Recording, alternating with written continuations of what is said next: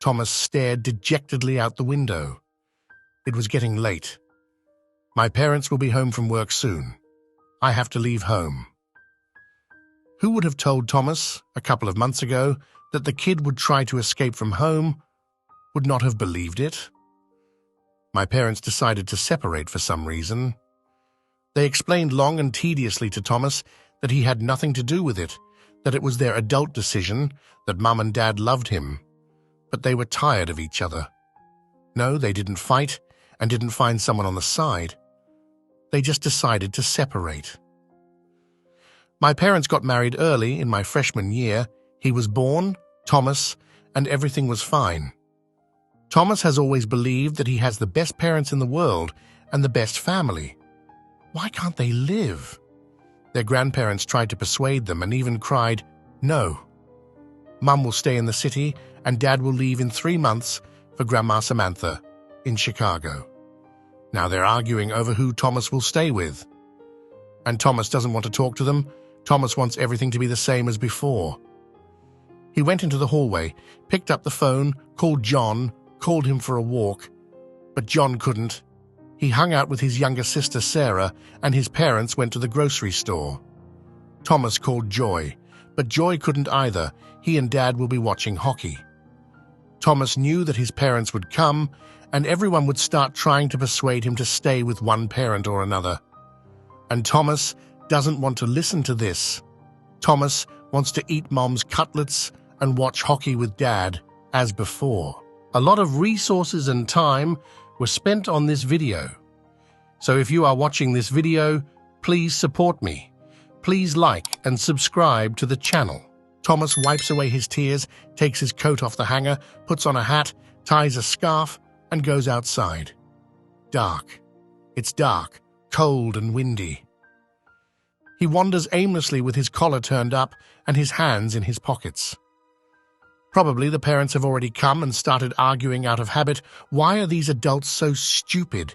How to explain to them that Thomas loves them both, that he doesn't want Dad to go to Grandma Samantha at all? What? What should Thomas do?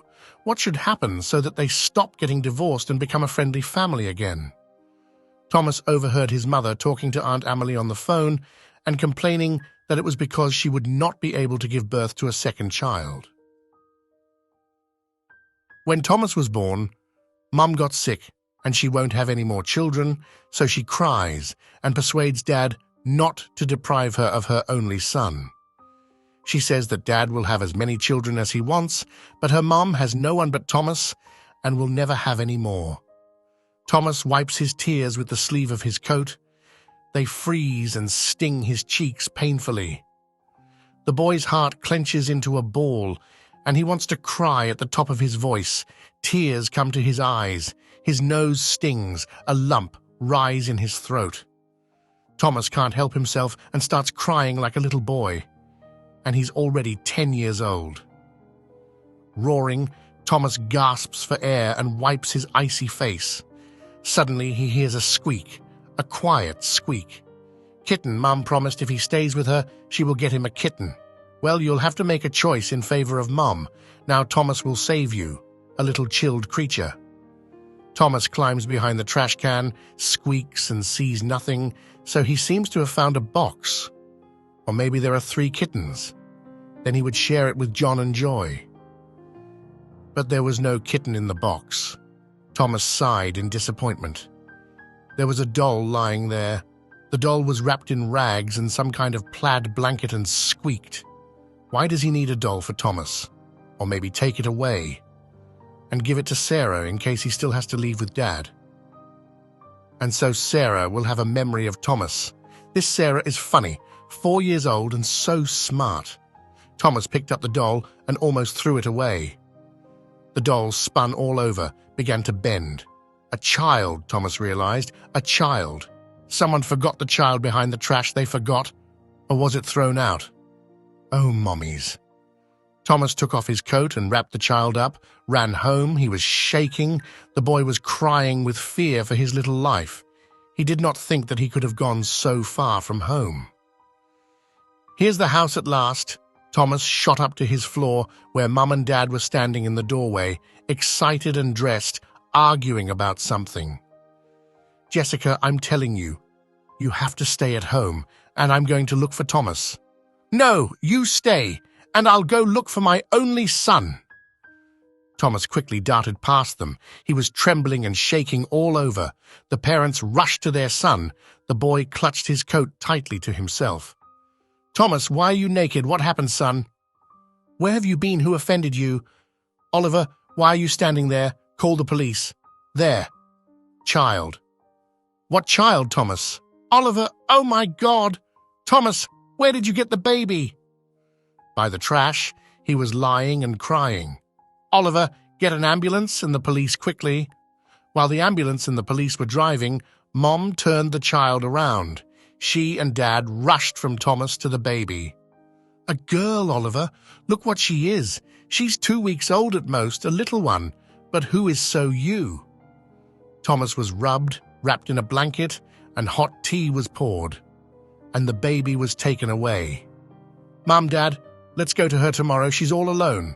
She was thrown into the trash as unnecessary. In the morning, Thomas was burning all over. He had a high fever. He was delirious, crying, screaming, trying to go to the girl he found. Thomas was ill for a long time, more than a month. At school, everyone found out that Thomas was a hero. The guys came to them in droves, brought apples, oranges, and sweets. And Joy and John wished they had gone with Thomas. Then they would have been heroes too. While Thomas was ill, he noticed that Mum and Dad were not fighting, and once he saw Mum crying, and Dad hugged her and comforted her. Thomas recovered, and then they went to the hospital to pick up the girl. Her parents were never found, and if they had, who would have given them the child? They threw him out. "What will you call your sister, Thomas?" Thomas paused. "And who will she stay with? With Mom or Dad?" The parents looked at each other and started hugging and kissing Thomas, and also asking him for forgiveness, saying that they were such fools. "Are you not splitting up anymore?" "No, son. Really, May." "What about May, Thomas?" "I'll call her May, may I?" Thomas holds his parents' hands tightly and looks up and down. "Are you sure you won't change your mind about getting a divorce?" "That's right." "All right," Thomas nods. Although what kind of Thomas is he? He's not Thomas at all. He's an older brother. "I found you, you know," Thomas says to his sister, sitting on the bed with her and watching as she pushes a thick leg into her mouth. "Well, bite off your leg, and you'll walk with a wooden one." "AGU. Ah, goo." May twitches her legs and smiles at her brother with a toothless mouth. "Mom, it seems May is hungry." She chewed her whole leg off. "I'm coming, son. I'm coming." "Who is this guy?" "Ah, wah." The happy child laughs, twitches his arms and legs, and does not know that it was Brother Thomas who found her. And they got a kitten later, when May grew up. A lot of resources and time were spent on this video. So if you are watching this video, please support me. Please like and subscribe to the channel.